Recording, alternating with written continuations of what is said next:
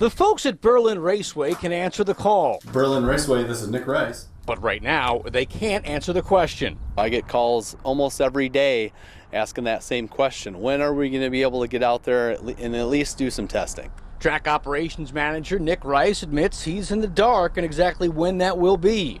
All he knows now is that once the state says they can go racing, they will go racing. Basically, for now, our whole schedule is to be determined. We've essentially canceled all of May with the latest executive order. So right now, we're just waiting to see when it is we'll actually be allowed to go green. If and when that happens, Rice says they're preparing for a slower than normal summer. Attendance is likely to be down, as well as participation from drivers who may not have the money to compete. Berlin Raceway will survive, but what impact does that have on the whole community? Even with their fans begging for the return of racing, Berlin Raceway isn't about to do what NASCAR will soon attempt to do.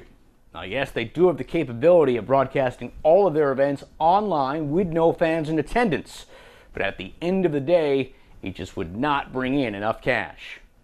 This business, the entertainment side of it, we have to have fans in the grandstand, plain and simple.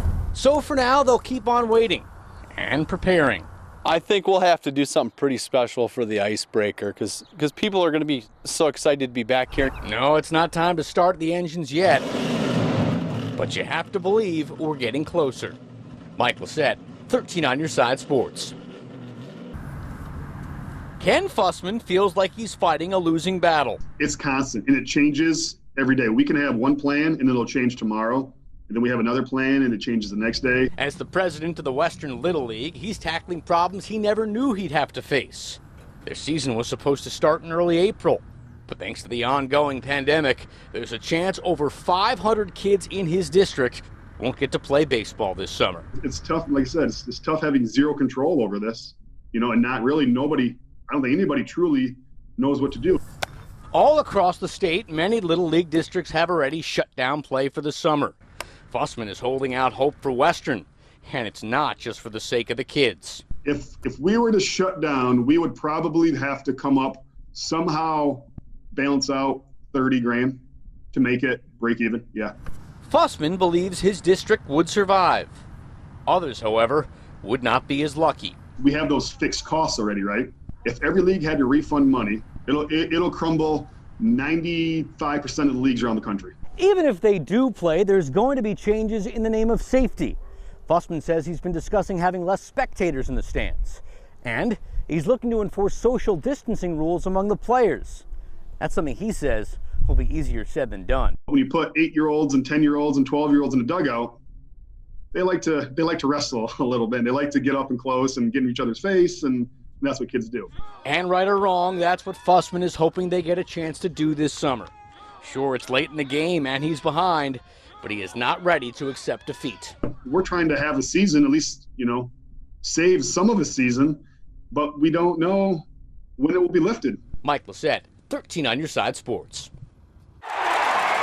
When the ECHL canceled the remainder of its season, most thought it was just a matter of time before the AHL did the same. But 1 month later, it still hasn't happened. We're following the directive of the National Hockey League. National Hockey League hasn't shut things down. So there's a slim chance the Griffins could return to the ice this season. But as each day passes, it's looking less and less likely. A month ago, it looked like maybe you could come back in May and be rocking and rolling. Now it doesn't look like you can even come back in May. With the season in a state of flux, all of the players have returned home. And it seems like many are going stir-crazy. After all, it's not exactly easy to find ice if all the rinks are closed. Those guys are home kind of doing probably a lot like what we're doing. Back here in Grand Rapids, Griffins president Tim Gortsma is still busy. On Wednesday, his team re-signed goalie Pat Nagel to a 1-year contract. But if you think it's business as usual at Van Andel, you'd better think again. Our staff have been working from home now for this might be the 5th week already. As he prepares for next season, if there is one, Gortsma is well aware fans may be hesitant to return to games. That's why additional safety measures are being discussed at Van Andel. And given the current economic climate, Kortsma is not opposed to lowering ticket prices. We'll have to make appropriate adjustments on the expense side to balance out the business. It could be a bumpy ride ahead for the Griffins and the rest of the AHL, but Kortsma is confident things will get back to normal. When the green light is switched, people will be like, I got to get out of my house and I got to go to a sports event. Here's hoping he is not wrong. Mike Lissette, 13 on your side sports.